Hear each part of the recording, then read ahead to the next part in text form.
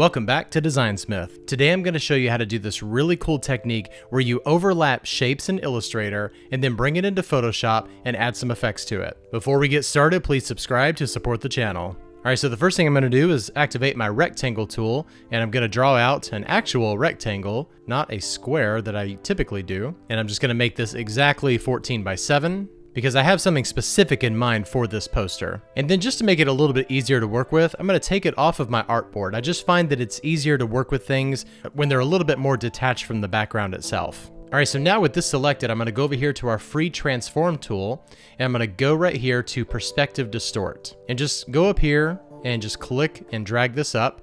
I want to get to, somewhat of a nice rounded number, so I'll get up to like 12 inches there.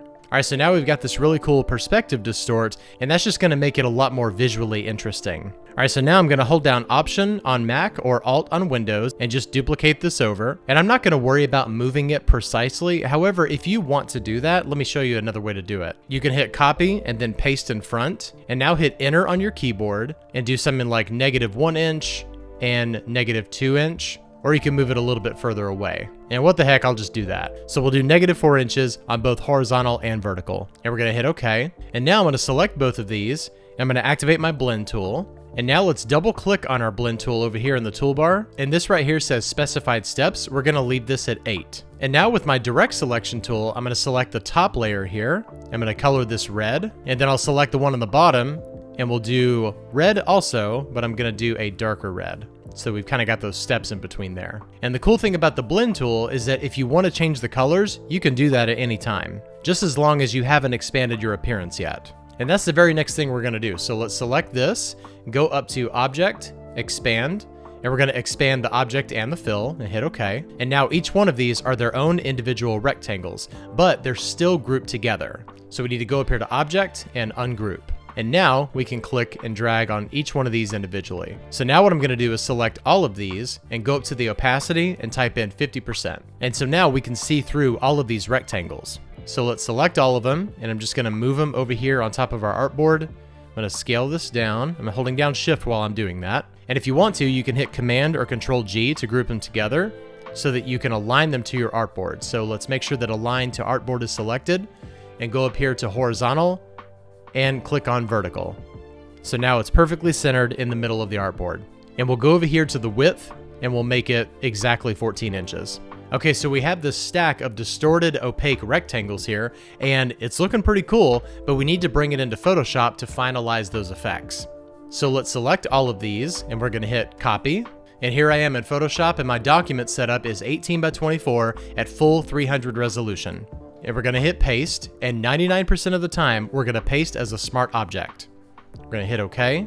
And you can move this wherever you want to here. I'm just gonna move it a little bit up on the higher side. And I'm gonna add a background color. So let's go down here and add an adjustment layer, and we're gonna click on solid color. Now by default, it's gonna go to the last color that you selected. In my case, it was 100% black. However, we need this to be a little bit lighter than 100% black because we're gonna be adding in some effects and textures on top of this, and we want those effects and textures to show. So I'm gonna go to about 8% black, and we'll go OK. And now we'll just drag this color fill layer beneath those rectangles. Alright, so in my resources folder, I've got some really cool paper overlays. So I've got this photocopy texture, and we're just gonna click and drag this over on top of this. And I'm gonna align this to the center. And now I'm gonna hit Command or Control T and bring this up. I'm gonna hold down Shift so that we can just kind of shape this exactly as we want. And then we'll hit Enter. And now I'm gonna cycle through the blending modes until I get something that I really like. Okay, lighten is really cool. However, I'm still not seeing the texture in every single one of those rectangles. Screen is really nice, but it's very dramatic. Okay, I think that linear dodge is working really well, but we can always go in and change those levels. Okay, even though I like the ones that I mentioned before, I actually think the difference is going to work the best here. However, I'm not a big fan of this line right down here. So what we're going to do is hit M on our keyboard to activate our marquee tool. And let's just kind of draw over this area. and I'm gonna hit Shift Delete, and we're gonna fill this with a content aware fill and hit OK. And so that's gonna analyze the rest of the document, and it's gonna fill in something with what it thinks is best to fill that in with. And now we have a lot more consistency down here. All right, so let's zoom in. And one of the first things that you notice here is that we've got this really rough texture laying on top of our art, but the art itself is very clean. So these two things are kind of conflicting with each other. So what we're gonna do is select our rectangles layer. And first I'm gonna go ahead and name this like I should have before. And we're gonna go up here to Filter, Blur, and Gaussian Blur. And I'm just gonna bring this up to probably about 5 pixels. I think that works really well. And so now that blurriness is actually helping the overall effect that we have on this design. It just doesn't look so clean anymore, and that's actually what we want. Okay, so now let's add some type to this. So I'm gonna go back into Illustrator because I actually prefer laying down my type in Illustrator and then copying it over into Photoshop. For me personally, I just find that it works better handling type in Illustrator versus Photoshop. And I want the message of this poster to be go to the theater. And so I want our red rectangles there to represent a movie theater screen. And I actually really like this kind of Tarantino font that we've got going on here. So let's go all caps with this. And now let's really fix that kerning because it's all over the place.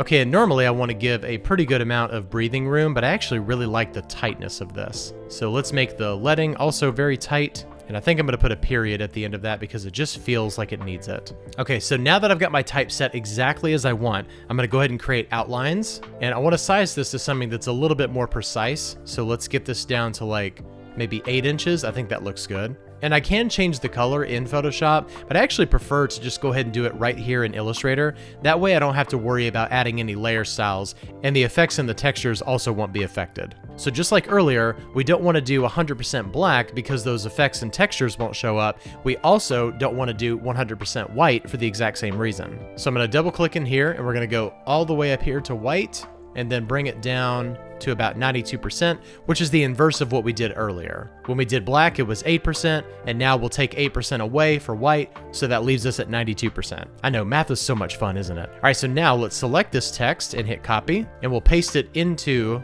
Photoshop here. And I'm not gonna worry too much about aligning it to a grid, but I am gonna align it to those rectangles. And now I'm just gonna optically align this to see where it fits best. All right, so I am gonna lay down some guides here because we do have 2-inch margins there.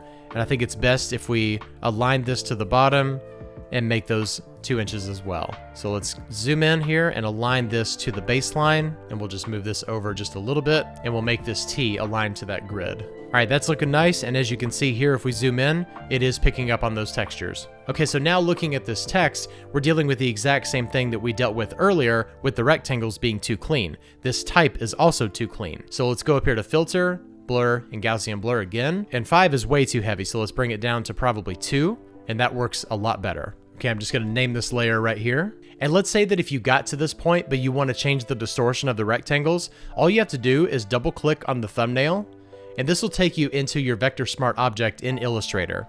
And once you're in here, I recommend going into outline mode, so that way you can work with the anchor points a lot easier. And let's go over here to our direct select tool and select just these anchor points on the left side. And you can move those however you want to. You can also do the same thing over here on this side if you want to make this a lot more dramatic. And then you can select just these anchor points and move them however you want. And since it is a theater poster, let's select these and make them more like a rectangle. We'll go like that, really dramatic. And once you have it exactly as you want it, just hit save in this document. And when you go back into Photoshop, it'll make all of those updates for you. And then from this point, you would just resize according to your guides. But I'm gonna go back to this layout because I prefer it. I just wanted to show you that you can still go back in Illustrator and edit it, and Photoshop will make those updates. All right, well, here is our Go to the Theater poster represented by these really cool red rectangles here. I hope this was valuable to you, and if you end up using this technique to create something, I'd love to see it. Thank you so much for watching. Please be sure to hit like and subscribe to support the channel, and I'll see you next time. Bye-bye.